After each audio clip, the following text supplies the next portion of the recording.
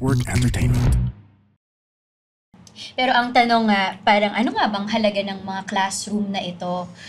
Nung pandemic, ako, sasabihin ko sa inyo na bukod sa evacuation centers ang classrooms, minsan, mas okay pa rin sa classroom kaysa sa bahay ng mga bata. Parang, nung pandemic, lumabas yan yung mga kwento ng, okay, mag-aaral yung mga bata sa bahay nila. Saan? Kasi wala man lang silang lamesa. Karamihan ng mga bata namin na nasa public school ay nasa bahay na hindi nga sila, tabi-tabi na silang matulog, wala kang lamesa, wala kang upuan. Saan? So, yung halaga ng classroom bilang isang espasyo para matuto talaga. Like, diba, a conducive learning environment. Yan yung term namin. Napakahalaga. Kasi makaka-focus ang isang batang hindi kaya mag-focus sa bahay nila. Listen up, yo. Linya Linya Show. Listen up, yo. Linya Linya Show. Listen up, yo. The Linya Linya Show bumabalik every week. Parang yo-yo sa office, sa condo, sa FX, sa kanto. Walang pinipili, basta Pilipino. Listen up, yo. Yo, check to the millions and millions of listeners around the world. Welcome to the Linya Linya Show powered by the Pod Network. Andito tayo ngayon sa Linya Linya HQ and nakikita nyo na ang ating mga bisita. Matagal na nating namimiss dito sa podcast na to. Ang turo-turo team natin. Miss Sabs Ongkiko and Mr. Jayton Zulueta, ang ating mga butihing teacher. Welcome back, Teach Sabs and Teach Jayton. Hello po. Magandang araw po sa lahat. At nakakatuwang magkaroon ulit ng usapan kasama kayong dalawa. Kumusta kayo? mabigat ng ano. Sinong mauuna? Ano bang madaling sagot dito, 'di ba? Okay naman. Yun naman yung laging sagot. Okay naman. Okay, No. okay, hindi. Doon tayo sa naman. Hindi, masaya. Masaya ako na nag-aaral ako. Masaya ako na marami ako natutuhan, marami ako nakikilala. Na even though matanda na tayo, yes, tito-tita, di ba? Parang na kaya pa rin pala talagang bumalik sa pag-aaral. Parang wala siyang iniisip natin, baka too late na mag-aral ulit. But it's never too late. So, masaya ako na nandun ako sa space of learning and growing. Ganon. Even though we're kind of older compared to... Ilan taon ka na ba? Diba 28 ka lang naman? Wow! Yan. Di ba? Ano na tayo? Nag-40 tayo this August. So, Ay, wow. life begins. Yeah. Yan. Ikaw, Jayton ba? Diba? 40 ako, pero mukhang 50. Grabe naman. So, kumusta ka daw? Kumusta ka, Jayton? Ako okay naman. Parang yung sa DepEd nga ngayon, diba? Sinasabi nila yung education's like a train na may stops.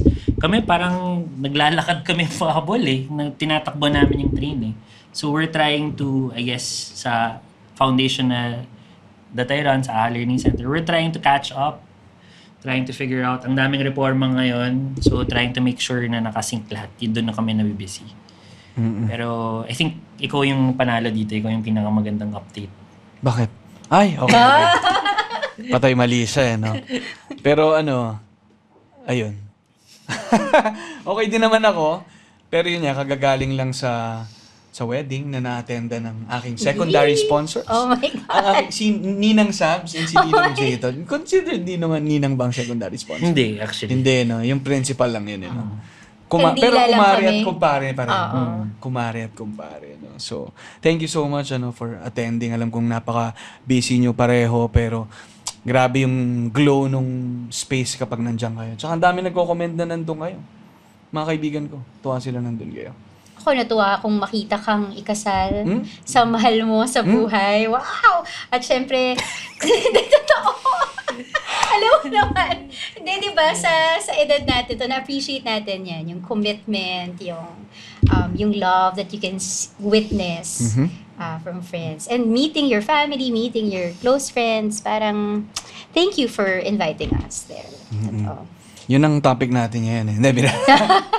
Hindi, Pag-ibig bira lang. Pag-ibig at commitment. Hindi, pero happy ako na mag-connect ulit tayong lahat. Buti, nandito si Teach Shabs. Alam ko nga, nag-aaral ka ulit. Si Teach Jayton, recently naman nagkasama kami sa AHA. Pero nabanggit mo, Teach Shabs, na yung pakiramdam na bumalik sa loob ng classroom. This time, hindi bilang guro, pero bilang isang estudyante ulit. Kumusta yung pakiramdam na yun? Ano siya, I guess iba pag marami ka na rin karanasan and then babalik ka.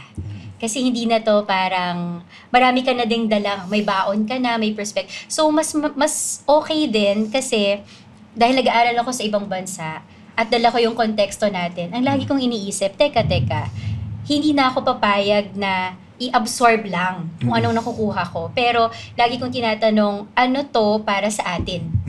Kasi may dala na akong konteksto ng, di ba, mas marami na tayong karanasan dito sa Pilipinas. So, lagi kong tinatanong, anong ibig sabihin ng resilience para sa atin? Kasi yung inaaral ko, di ba, katatagan ng tao.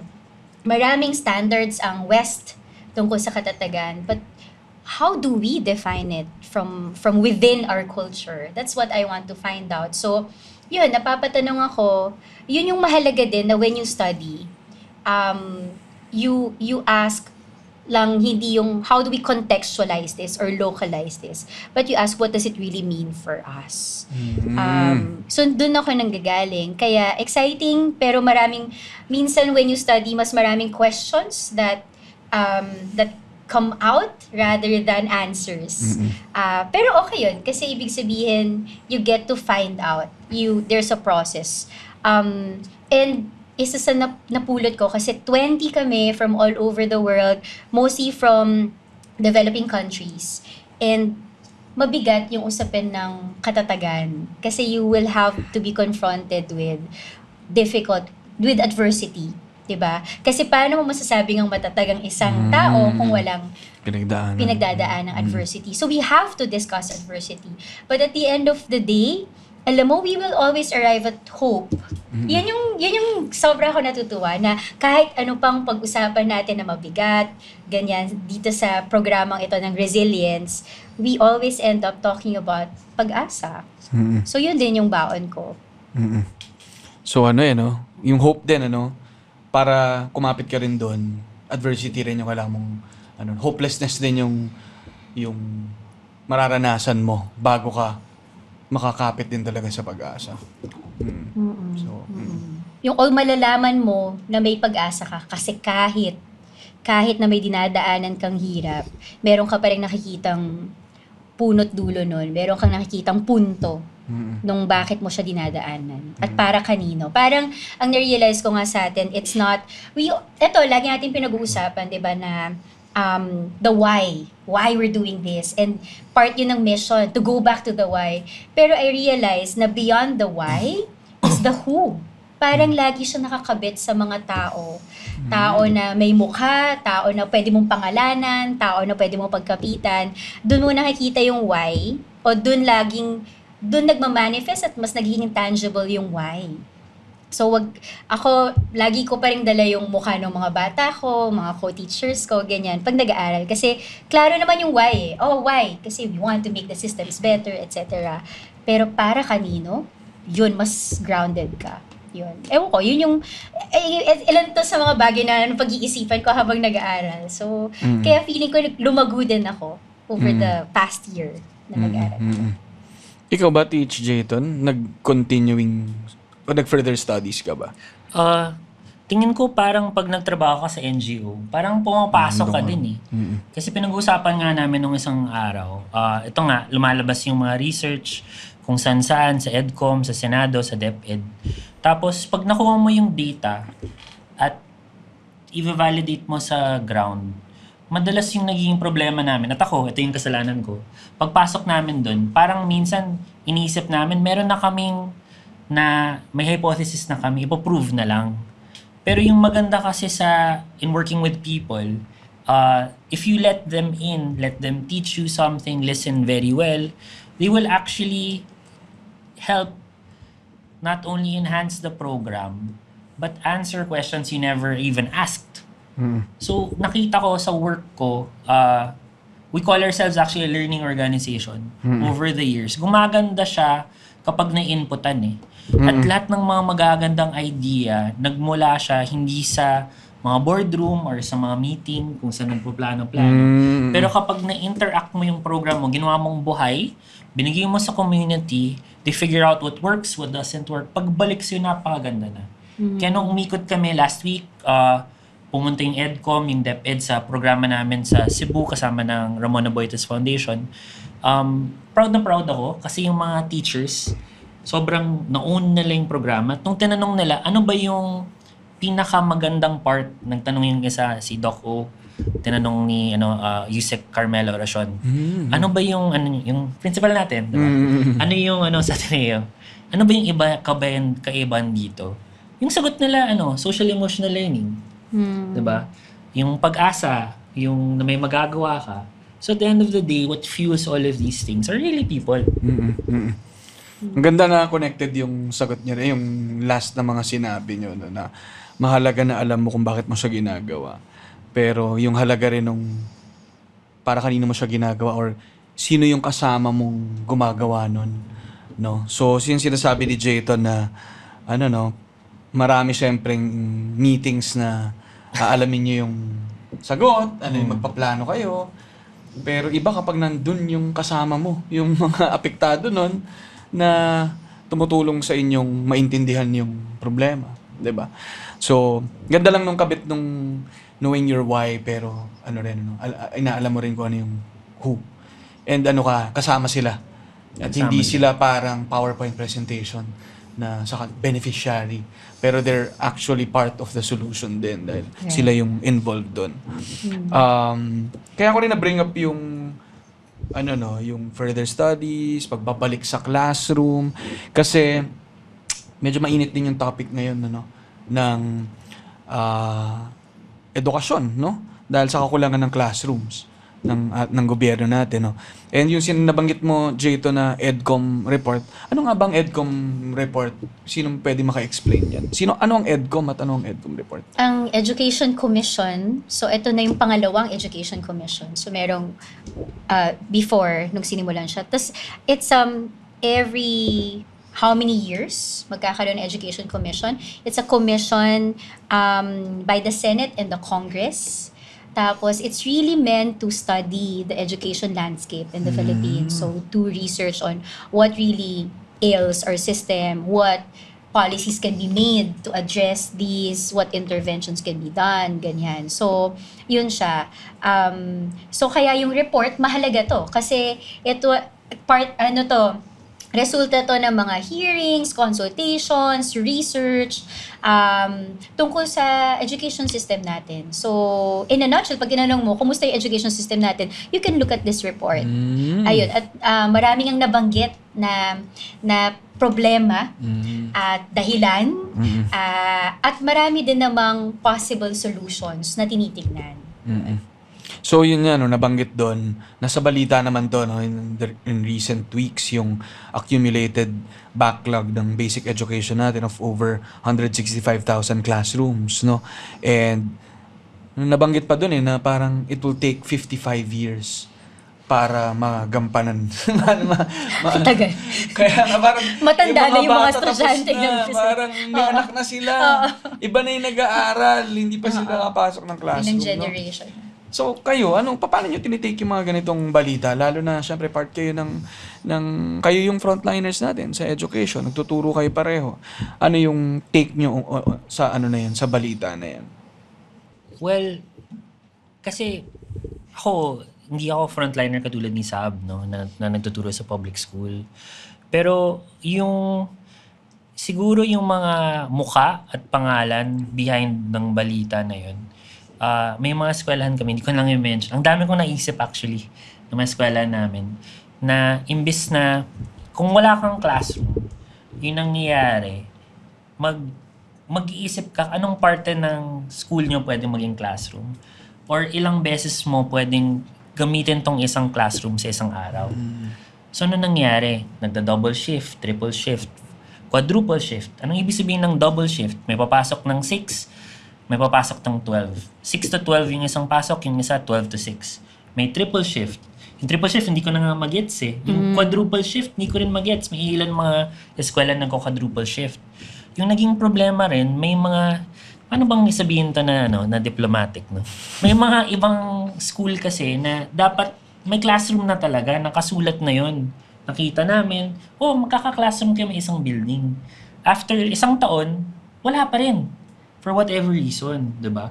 But in that 1 year na wala silang classroom, linipat lang yung lahat ng mga bata sa building na yun dun sa kabilang building. So nagsiksika, nagpalit ng schedule. May mga eskwelahan sa Tondo, may mga eskwelahan sa isang lugar na... Starts with the letter? A? Hindi nila mapapansin yun. Hindi, na parang ginawa nila, hindi, MWF na lang yung pasukan. TTH. Kasi congested. Binawasan Work from pa. home. Oo. May nakita akong classroom na banyo. At yung classroom ng banyo ay talagang mukhang classroom na nasa banyo. Oh my God. So, yan yung mga resulta. Kaya minsan naisip ko, parang have a heart ba? Yung mga ano natin, na hindi nyo ba nakikita na, yun yung hindi ko maintindihan. Pero ako, I'm looking at it as just a simple person. I can't even imagine how it means for someone that's actually teaching in these classrooms. Yung sa akin, question, nagulat ka ba? Nagulat ka ba sa datos na to? Hindi. Kasi old news na siya. Parang, kailan pa ba natin Was it binubuno ng worse problem? recently? Diba? That's my question. Yun yung tanong, di ba? Parang mas malala nga ba ngayon? O naging malala, naging okay, tas naging malala ulit? Pero ang bottom line ay matagal na nating binubuno ito. Matagal na yung usapin ng classroom bilang problema. Napakiramdam ko kaya manhid na rin yung mga tao about it. At nasasanay na. At ilang beses mong marinig yan sa mga Pilipino, hindi ba ganito naman talaga? Pero ang tanong nga, parang ano nga bang halaga ng mga classroom na ito? Nung pandemic, ako, sasabihin ko sa inyo na bukod sa evacuation centers ang classrooms, minsan, mas okay pa rin sa classroom kaysa sa bahay ng mga bata. Parang, nung pandemic, lumabas yan yung mga kwento ng, okay, mag-aaral yung mga bata sa bahay nila. Saan? Kasi wala man lang silang lamesa. Karamihan ng mga bata namin na nasa public school ay nasa bahay na hindi nga sila, tabi-tabi na silang matulog. Wala kang lamesa, wala kang upuan. Saan? So, yung halaga ng classroom bilang isang espasyo para matuto talaga. Like, diba, a conducive learning environment. Yan yung term namin. Napakahalaga. Kasi makaka-focus ang isang batang hindi kaya mag-focus sa bahay nila. Diba? Kaya nga minsan, papagawa mo ng assignment, again, saan ba siya makaka-focus sa bahay nila para gumawa ng assignment? Diba? So, mahalaga yung spaces in school where we could really learn. Lalo na yung safe space, when you create a safe space. Diba? Na mag-i-enjoy ka lang, na ito lang iisipin mo, na walang distraction. Hindi maingay sa labas, hindi naglalaro yung mga kapatid mo. Yun yung halaga ng classroom para sa amin. 'Di ba? And bigyan mo pa ng ownership kasi dati nagkaroon ng issue na bawal magpaskil sa loob ng classroom. Hindi ako masyadong komportable doon kasi paano aangkinin ng mga bata bilang kanila yung classroom na yun kung wala ako ipapaskil na gawa nila, na 'di ba, na mga paalala. Ngayon bumalik na. Ngayon bumalik na. So maganda, 'di ba? Pero it's really ayaw man natin sabihin, pero panakipbutas din siya doon sa kawalan ng proper environment at home. So isa yun sa gamit ng classrooms. Tapos yun nga, classrooms bilang safe spaces, evacuation centers. Napaka-symbolic ng classroom natin, no? Pero the fact na kulang siya, what does that mean? Kulang tayo ng learning spaces, ng safe spaces. And isang bagay siya that adds to the bigger problem of kaya ba hirap yung mga estudyanteng matuto? Diba? Parang it adds, it contributes. It Kasi can be a space lang. Classrooms are equal to learning hours. So if you don't have enough classrooms, you cut the number of learning hours. So kumbaga, kung yung kaibigan ko si Ali na nasa private school, nakakapag 7 hours of learning at ako naka 3 hours. Yun yung learning gap is at a certain point a matter of resources talaga. Totoo. And oras yung pinakamalaking resource. Totoo. And yung quality ng classrooms na pwede natin pag-usapan, di ba? Kasi minsan yung kakulangan ng classroom, ang dami namang reasons for the shortage. Kasi may marinig natin yun sa mga report, di ba? Pwedeng Buildable wala space. talagang buildable space. Sa Buildable Kuliat, space. halimbawa, wala talaga kaming espasyo saan ka pa magtatayo. And yung building code natin, kapag more than 4 floors ka na, kailangan mo na ng elevator. Ma-afford ba namin ng elevator sa public school? Parang hindi ata, di ba? So, saan kami magtatayo? And kailangan meron kang enough space kasi earthquake prone din tayo, ha? Parang kailangan may lalabasan yung mga bata. Kailangan, di ba? So, saan pa? Wala na talaga kaming space. So, halimbawa, yung ARAL program na gustong gawin natin ngayon, parang remediation, baka pwede mong ikwento kung ano yung ARAL program saglit. Parang, Yung ARAL program, yan yung initiative ng DepEd na i-unite lahat ng mga remediation or catch-up learning ng mga bata, yung summer programs, yung mga program after school, katulad ng ginagawa ng AHA Learning Center at marami iba't ibang magagaling na grupo, katulad ng Angat Buhay, Save the Children, World Vision. Lahat yun ilalagay under ARAL program para magkaroon ng sistema kung saan yung mga batang left behind or several grade levels behind sa kanilang English, math at reading, math at science ay makakakuha ng support. So, I think yung sasabihin mo sana ay pati yun na magandang initiative needs space. yes, yun yung sasabihin ko, tama ka. It's a nationwide program by the DepEd, diba? Pero para sa aming congested schools, ang question talaga, teka, so may volunteer tayo, may mga estudyante tayo, at ang nakaka-frustrate pa, nung diniagnose yung mga bata, di ba, isipin mo, remediation program, tutorial to, di ba?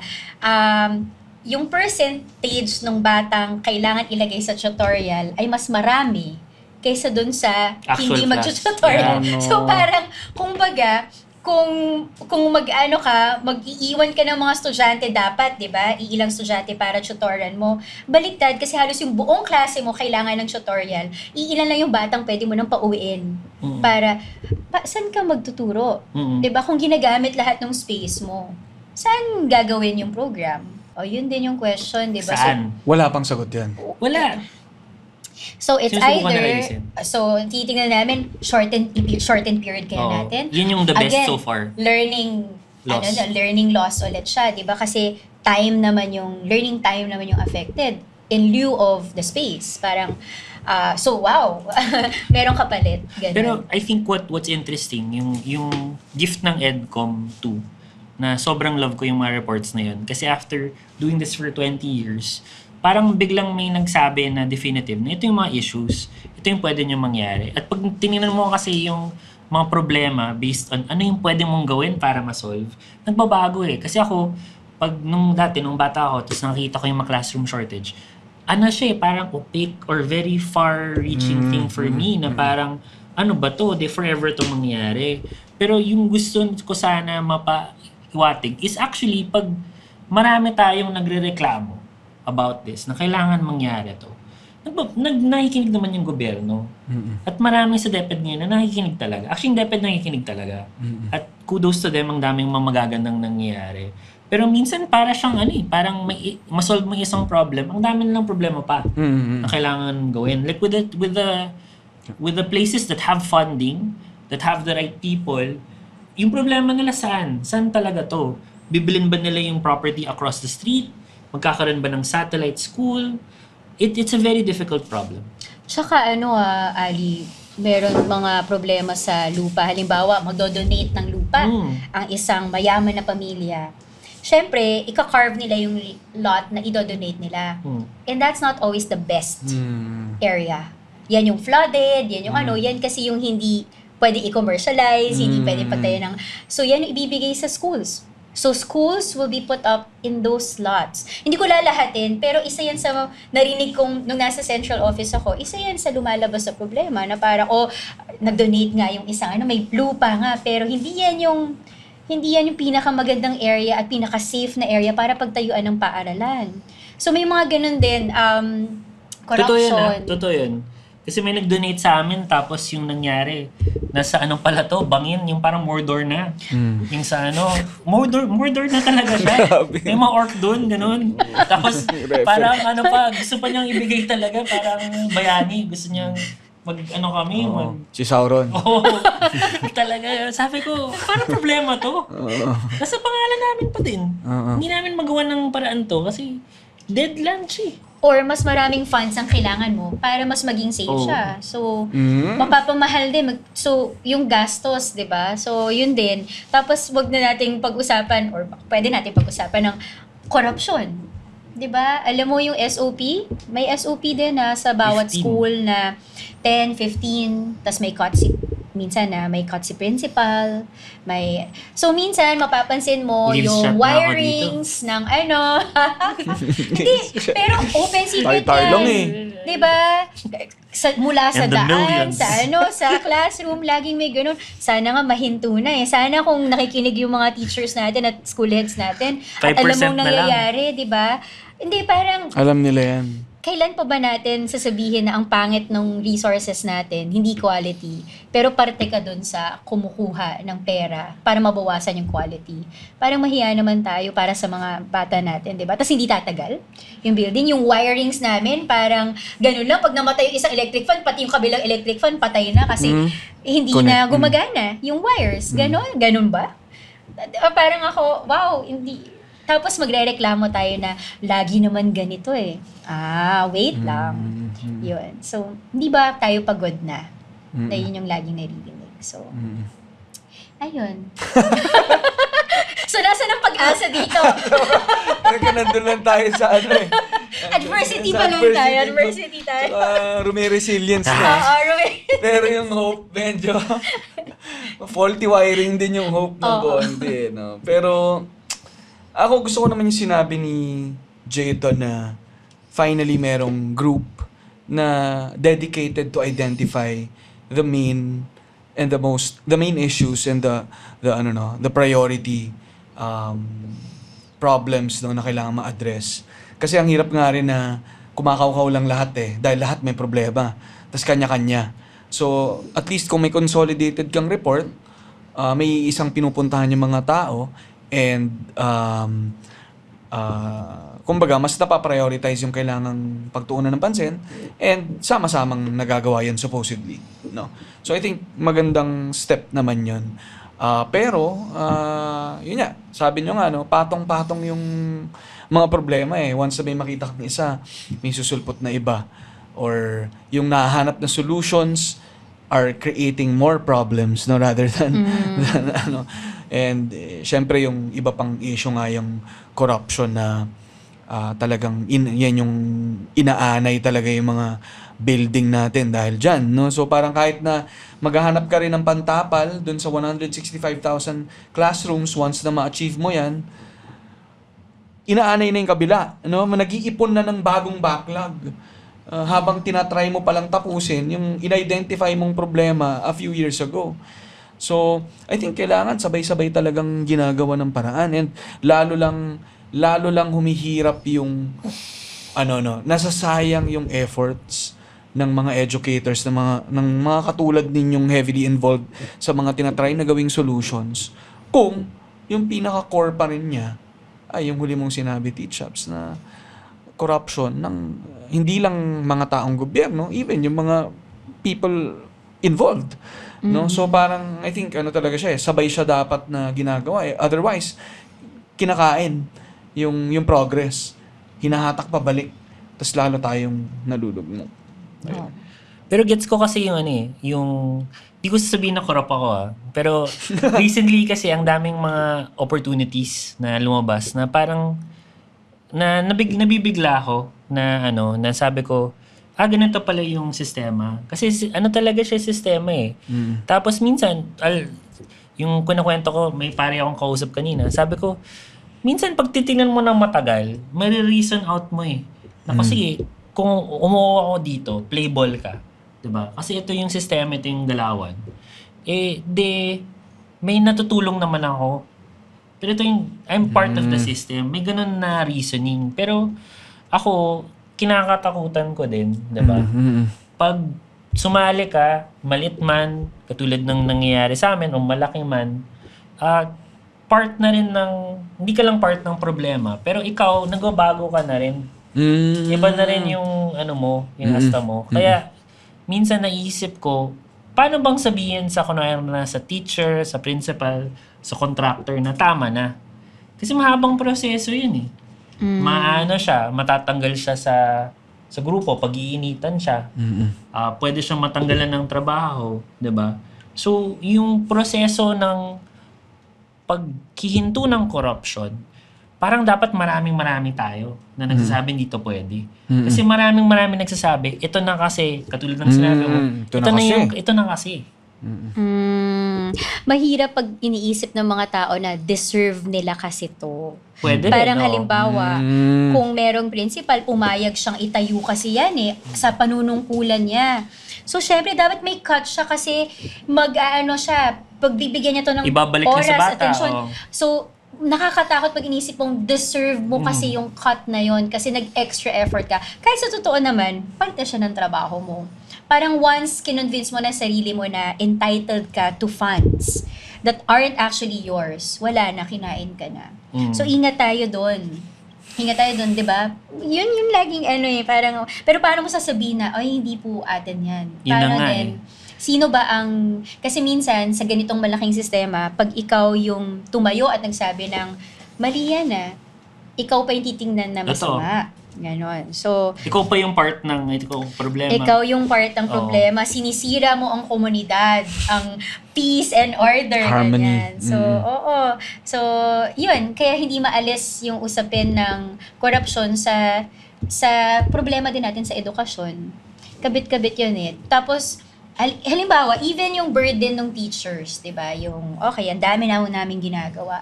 Ako, babalik ako dun sa unless ma-solve natin yung pinaka-problema ng mga bata.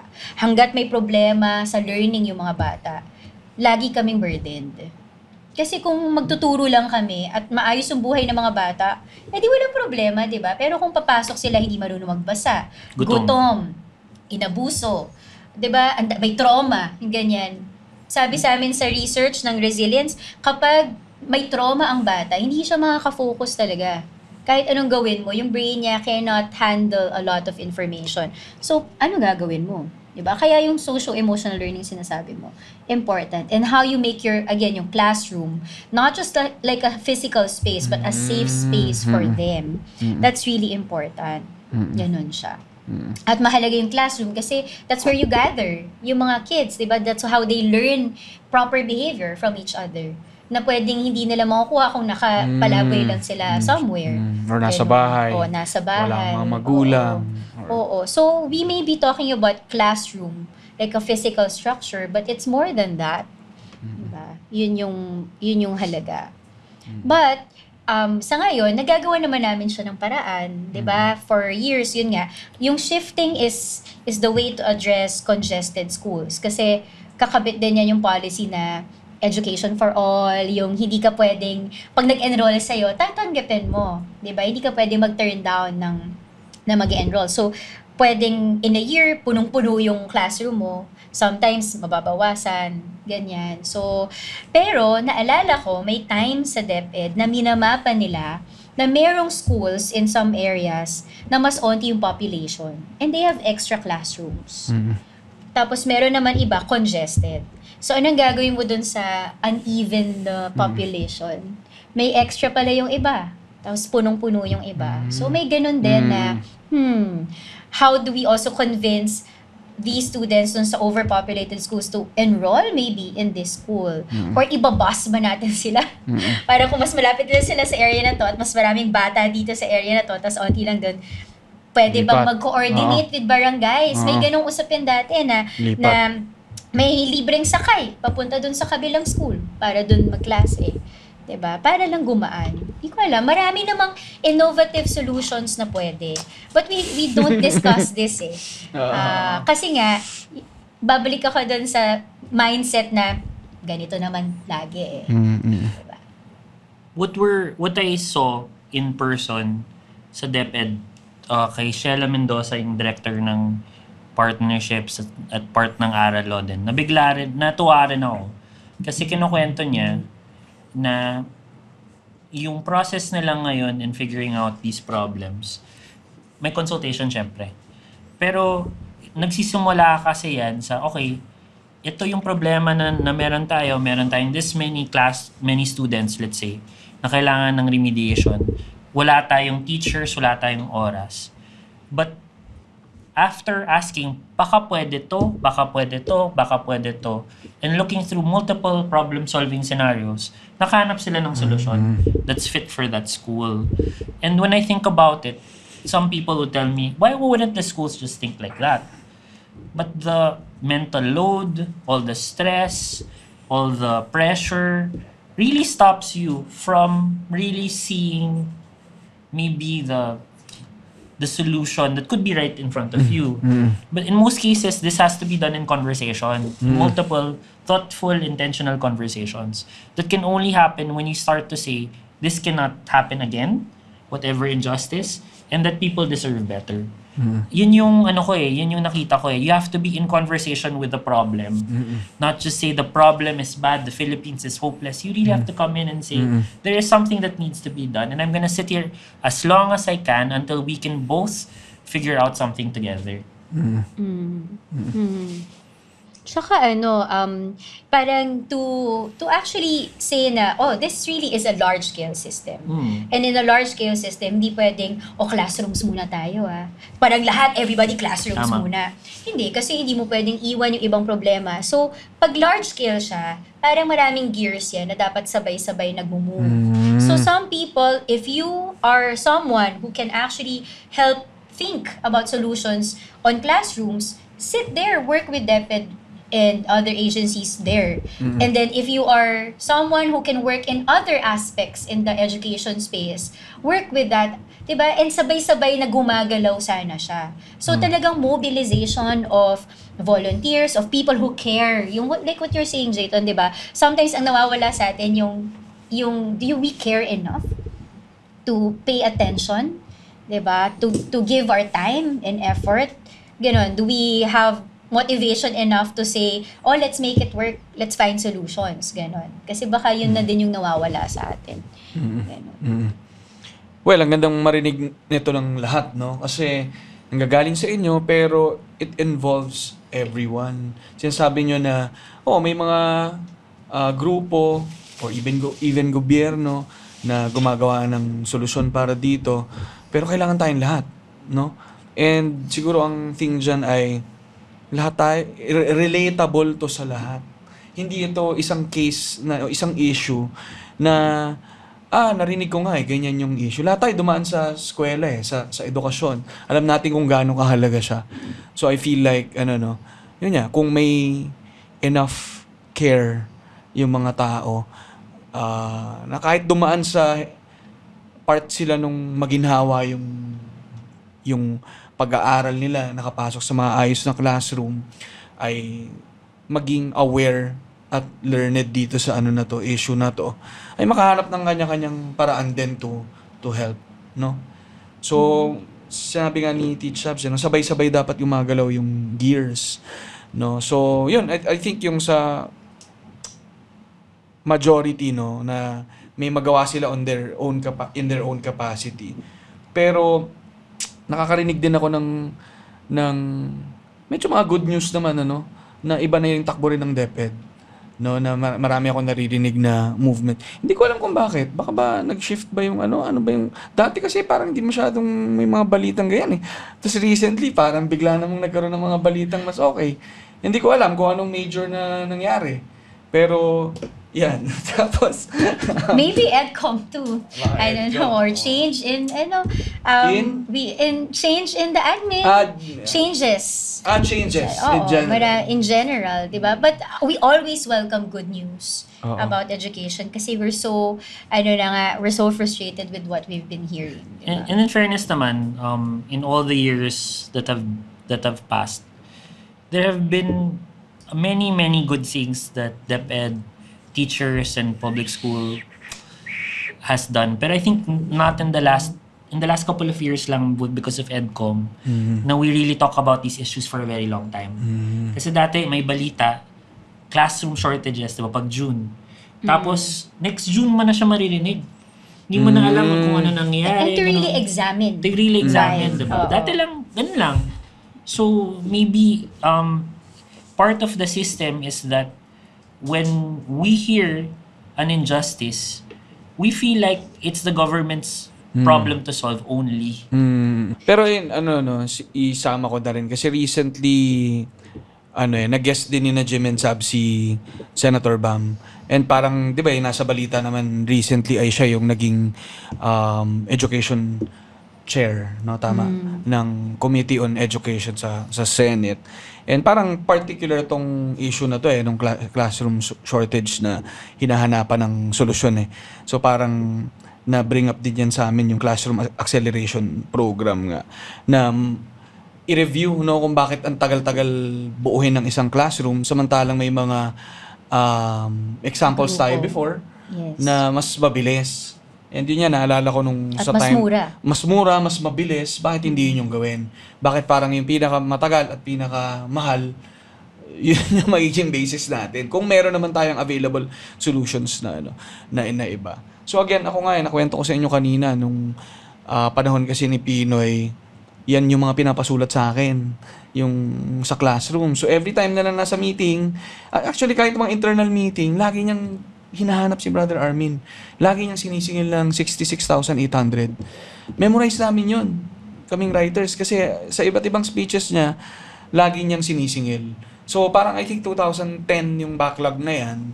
And then over the year, every year na lang, tinatry i-achieve until noong 2014, yung 66,800 na yun, naging 67,000 yung na-turnover by 2014. So may if I remember correctly, may involvement talaga ng private rin Kasi mas ganun yung strategy rin ni Pinoy that time, yung involvement ng mga private institutions. Tsaka I think yung pag-work with the LGU.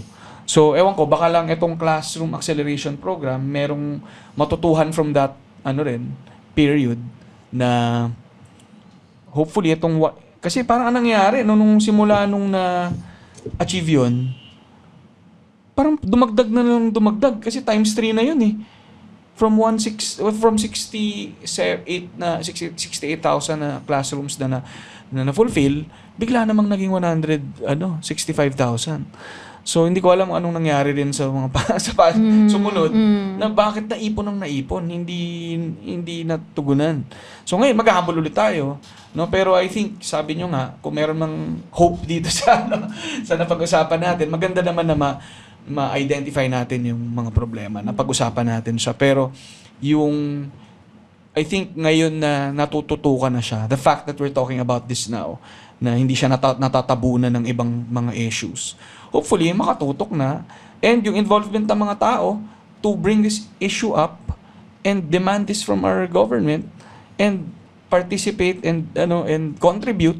I hope alam natin na yung 165,000 na to ay collective nating dapat bunuin. Oo. Interesting din na sinasabi mo from 66 tas nawala. Pero paano nangyari na naging 165,000? So maganda rin tignan at dito laging babalik tayo sa evidence-based, di ba? Huwag tayo matakot sa data. Actually, dapat tignan natin yung data, busisiin natin yung data. Di ba? Bakit naging ganun? Dumami nga ba yung mga bata masyado na kukula, na bukod dun sa hindi na nga napatay yung ilang classrooms, kailangan pa mas madagdagan? Yun ba? Parang hindi ko alam hindi ko alam. Pero magandang tignan kasi dun iikot yung solution, and sabi mo nga, posibleng nandyan na yung solution. Hindi lang natin natatap. Diba? O baka sistema yung proseso yung solusyon. Kailangan ayusin lang yung proseso ng paano patayuin ng buildings na mas mabilis at mas mura. Diba? Yung mga ganyan. Shoutout sa Yellow Boat of Hope. Oo nga. 250,000 for Grabe. one classroom in 7 weeks. Grabe. 3.5 million ata yung regular, no? 10% of the cost. Shoutout. Totoo po nangyari. Nakikita ko sila. Shout out sa Yellow Boat of Hope. So, isang example yan na, parang may participation talaga yung yung citizens, yung NGOs, yung mga iba't ibang organizations na pwedeng maglapag ng solusyon. And yung Yellow Boat of Hope, ang maganda dyan, funded din siya by volunteers, di ba? By donation. Donation. Tapos yung mga teachers nila, tawag sa kanila, Hope Paddlers. So, bawat yung teacher yung naghahanap ng mga, nagsasource ng mga volunteers to build the materials. Kaya mabilis nangyayari. At saka alam mo ba, pathway yan for peace. 'Di ba? Sa Sulu, kinukwento sa akin ni Father Ben, nagpatayo sila ng school para sa mga Badjao. Tapos katrabaho nila military, tapos in community, sila talaga bumuo with their hands, own hands, yung actual school, physical school, so through GK. And ang nakakatuwa, when they ask the people, anong design ng mural ang gusto nyo dun sa classroom? Tapos sabi nila, dagat po, dagat. So, dinala nila yung dagat kasi yung mga Badjao ay taong dagat, di ba? Dinala yung dagat sa loob ng paaralan, sa mga classroom nila. At sila yung nagpinta ng mural ng dagat. Wow. And dahil naalagaan yung community, nakita ng mga tao sa community, na inaalagaan sila ng military, ng GK, ganyan, yung ibang rebels actually nag-convert. So, mas naging pwedeng hindi lang sa classroom talaga daan siya para sa kapayapaan, daan sa community building, daan sa pag-asa para sa mas pangarap ng mga bata, pathways for a better life. Ganon. So yun, parang if you want to take part into building classrooms, if this is what calls you, 'di ba, sa mga listeners natin, look for venues to volunteer, to donate to NGOs, ganyan.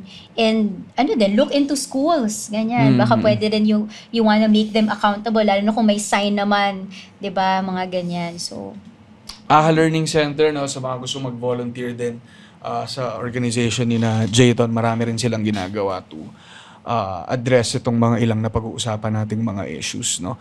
So, pero bell na. Bell na. Sorry. Recess na. Uyan na. Recess na. Dapat Snacks yung ulit. bag mo nandun eh. Nakaready na nga yung bag. Paano na eh, Paalis na. nakasukbit na eh. Thank you and goodbye. Hindi pa nag-goodbye si Si Ma'am Ma'am, Sir. nag-empake na ng bag eh. Naka. Recess na. Favorite Recess subject. na. Pero grabe, no? Very comprehensive na rin yung naging usap natin. And salamat kay Teacher Sabsong Kiko at saka kay, Galing-galing talaga na. Kainis. kay Jayton Zulueta. At salamat no, sa pakikinig sa Turo-Turo. Alam ko marami nang tumatakbo sa isip nyo. May mga teachers na nanonood sa atin. Shoutout po sa inyo. Alam ko marami kayong ginagawang mabuti. And may comment section tayo sa Spotify. Pwede kayong mag-comment ng mga reactions nyo, ng mga feedback ninyo. Kung meron kayong questions pa na pwede naming sagutin, lalo na nandito sina Teach Habs at Teach Jayton. Feel free to chime in, dahil sabi nga natin hindi ito problema ng isang tao, isang grupo lang. Natin siya, dapat natin siyang solusyonan collectively. So, yun. Salamat ulit mga teacher, and ingat po kayong lahat. Kita-kits tayo. Class dismissed. Thank you and goodbye. Salamat. Salamat.